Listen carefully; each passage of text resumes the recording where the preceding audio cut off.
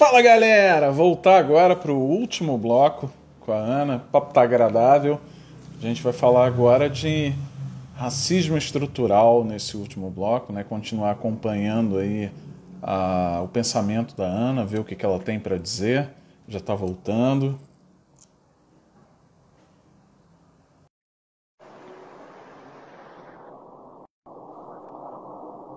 Oi, Ana. Olá, André.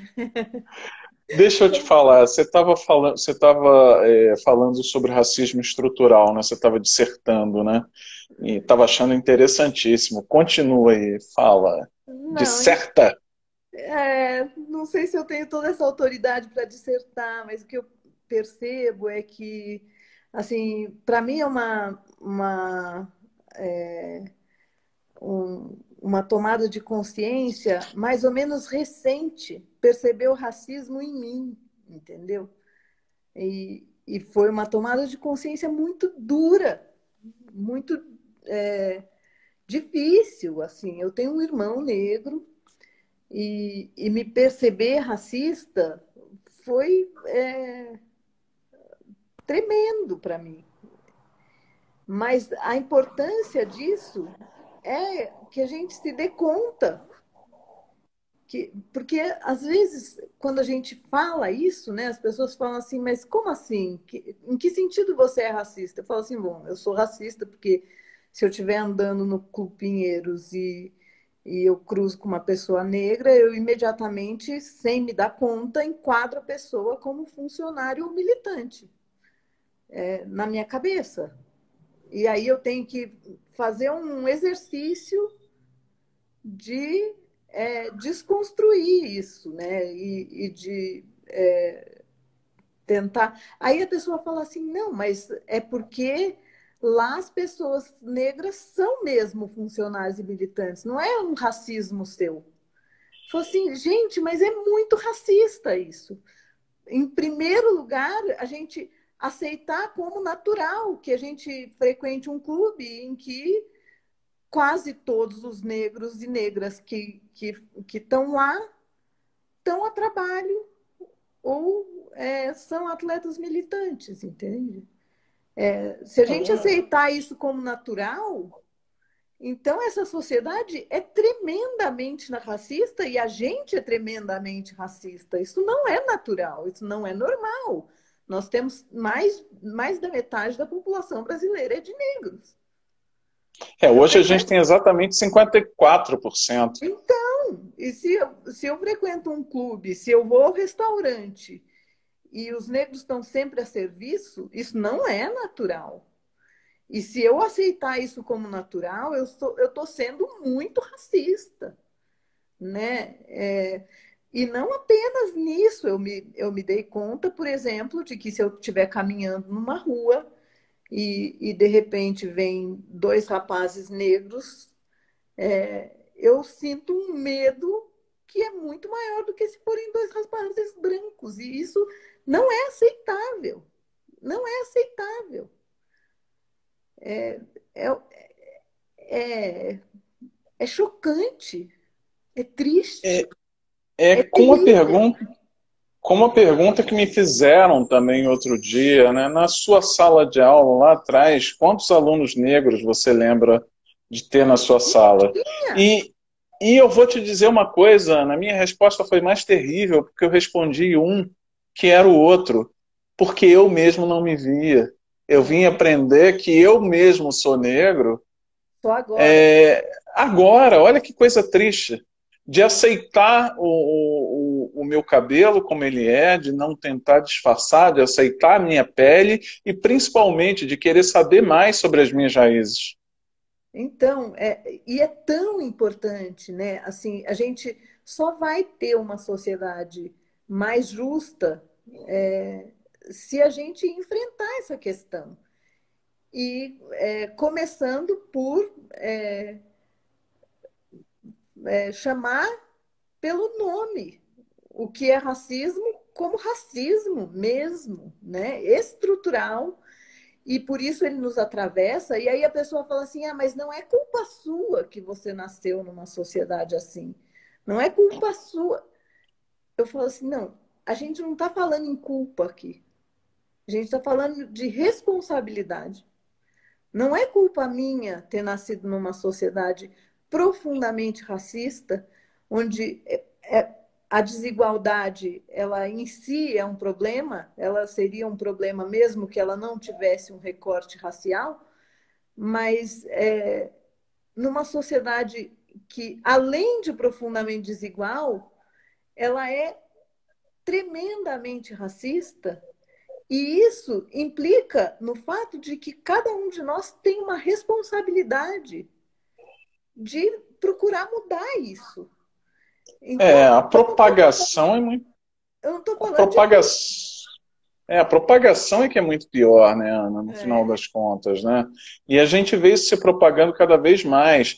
Eu, recentemente, eu tive contato com um termo chamado racismo recreativo, Ah, que era eu. aquilo que a gente observava muito nos Trapalhões, inclusive, em vários programas de humor, que é aquela coisa de, eu só estou brincando, né? Que é Qual é aquela a coisa graça? Qual é a de colocar graça, né? E colocar o assim, apelido no, de colocar o apelido no negro de brigadeiro, eletroduto e uma série de coisas, né? E que só tem graça para quem está fazendo, né? E a gente e deixa um lastro de tristeza, né, no outro e de não pertencimento, que é uma coisa que é horrorosa. não, e às vezes, né, eu percebo que isso também deixa uma coisa, muitas vezes a vítima desse racismo recreativo, ela finge que acha graça para tentar se incluir naquele meio social, onde ela, eu acho que a vítima do racismo recreativo, ela frequentemente está num meio onde não se espera que ela esteja, né? Eu acho que deve ser mais frequente nesses ambientes em que o negro está ocupando um espaço em que a maioria das pessoas acha que ele não devia estar ali. Talvez não de forma consciente, mas não espera que ele estivesse ali. E, Gente, isso e para ele se sentir aceito ali, ele finge que acha graça daquilo que machuca, que, que diminui, que desqualifica, que diz sem dizer, você não está no seu lugar. Então é de chorar, né? É de chorar. com certeza. Pô, Eu não quero aceitar essa sociedade como ela é. Eu quero que ela mude. E e eu justa, quero e assumir esse a minha responsabilidade nisso e trabalhar para que cada vez mais gente tome consciência, entendeu? E um dos motivos pelos quais vocês organizaram o Esporte pela Democracia foi esse, né?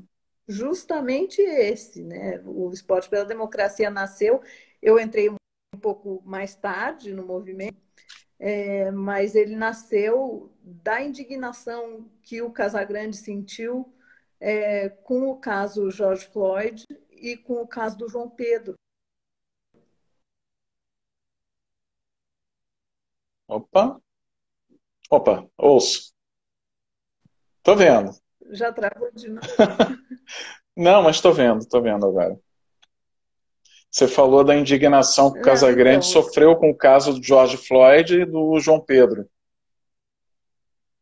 exato, e foi aí que o Esporte pela Democracia nasceu, né? Que é um movimento que, se você for lá no site esportepelademocracia.com e ler o manifesto, a palavra em caps lock no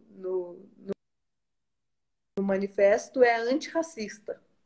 Então, é uma das coisas fundamentais para o movimento, né? Para o Esporte pela Democracia. A gente falou de racismo, a gente também tem a questão do feminismo e a questão da homofobia, né? E o Esporte pela Democracia também recentemente brigou de uma forma muito valente pela situação da Carol Solberg, né? Que a gente tá brigando aí com uma farsa, né? A gente tá revivendo um simulacro de segunda metade da década de 60, né? E a gente tem que brigar contra isso de fato, né? E a Carol impôs a voz dela e recebeu o apoio, né, por sinal, do movimento. Ela faz parte do movimento. Ela está no Esporte pela Democracia. Ela recebeu apoio, mas ela participa do movimento, né? E ela é uma das coisas realmente muito importantes. A gente não podia ficar calado diante do que aconteceu, porque o caso da Carol, ele é lógico, evidentemente político, tem a ver com a crítica que ela fez a um mas é uma questão de gênero aí, né? O... Uhum.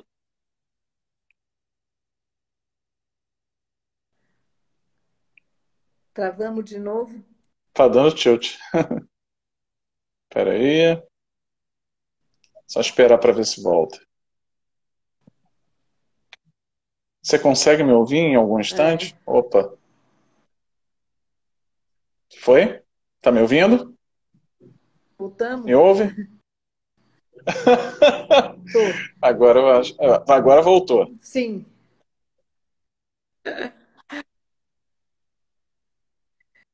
Então, o que Lance eu que às dizia vezes era isso, que a Carol ela se manifestou contra o governo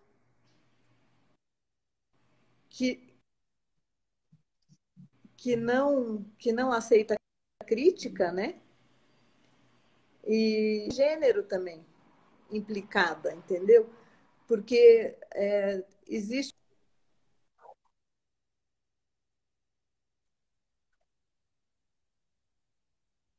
Opa, que tá, né?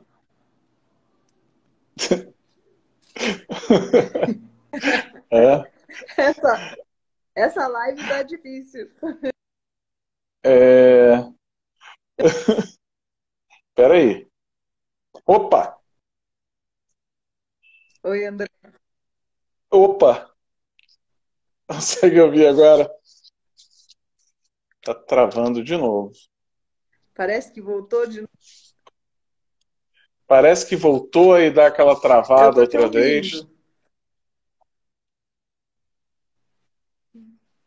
Você não tá ouvindo? Hã? Eu ouço entrecortado. Eu ouço algumas coisas assim muito É, entrecortadas. Então, se trata de algum problema também. Opa. Aí de repente eu vejo de novo você voltando, mas volta sem som. Travou de vez. Opa.